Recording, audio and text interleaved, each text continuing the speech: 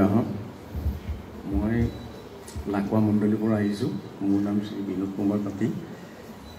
মই আজি বহু বছৰৰ পৰা মই জড়িত হৈ আছোঁ, কিন্তু ইয়াৰ মাজতে হ'ল কি মই ইয়ালৈ আহি মই বহুতেই ভাল পাই গৈছিলোঁ, আৰু ঘূৰাই যে আকৌ ইয়ালৈ আহিব লাগে সেই কথাটো মোক কোনেও নক'লে, আৰু ময়ো পাহৰি গ'লোঁ। মোৰ ঢেৰ বেমাৰ লাগি আছিলে গাত আগত। তাৰপৰা মই গ'লোঁ, ভাল পাই গ'লোঁ, কাম কৰি আছোঁ, কাম কাজ কৰি আছোঁ।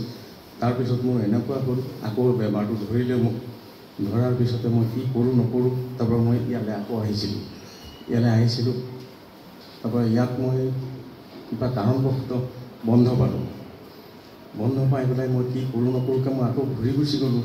গৈ পেলাই মোক এই আমাৰ স্থানীয় যিটো চাৰ্চ আছে, সেই চাৰ্চৰ ওচৰলৈ গ'লোঁ, ফাদাৰৰ ওচৰলৈ গ'লোঁ।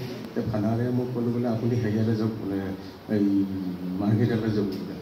তাৰপৰা মাৰ্ঘেৰিটালৈ মই গুচি গ'লোঁ। মই যাব নোৱাৰোঁ বুলি কোৱাত তেখেতে মোক মানুহ দুজনো দিলে লগত। তেখেতৰ খৰচতে গ'লোঁ আমি। গৈ পেলাই মই তাত 3 দিন থাকিলোঁ, কিন্তু মোৰ একো লাভ নহ'ল, আৰু যাব যেন নালাগে সেই কথাটো মই নাজানো, আৰু মোক কোনেও নক'লে। তাৰপৰা মই সেইটো তাৰ অলপ ক্ষমা বিচাৰিছোঁ। মই তাৰ পৰা ঘূৰি আহিলোঁ। ঘূৰি অহাৰ পিছতো মোৰ একো নহয়।